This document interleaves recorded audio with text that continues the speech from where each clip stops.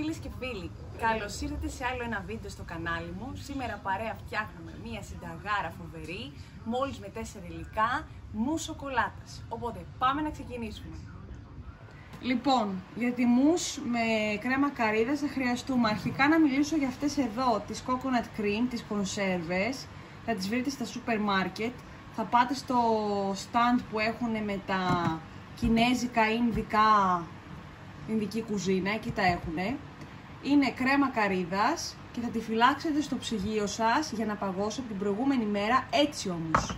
Ανάποδα θα μου τη φυλάξετε, ώστε να μείνει η κρέμα κάτω και το νερό της πάνω. Εμείς θέλουμε την κρέμα. Οπότε θα την αφήσω τώρα ανάποδα, γενικά.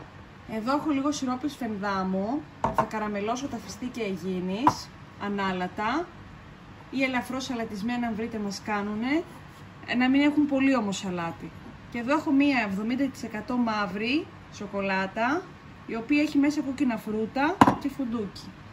Αυτή είναι η πιο υγιεινή σοκολάτα, γι' αυτό επέλεξα αυτήν. Εσείς μπορείτε να βάλετε ό,τι άλλη θέλετε. Οπότε πάμε να ξεκινήσουμε.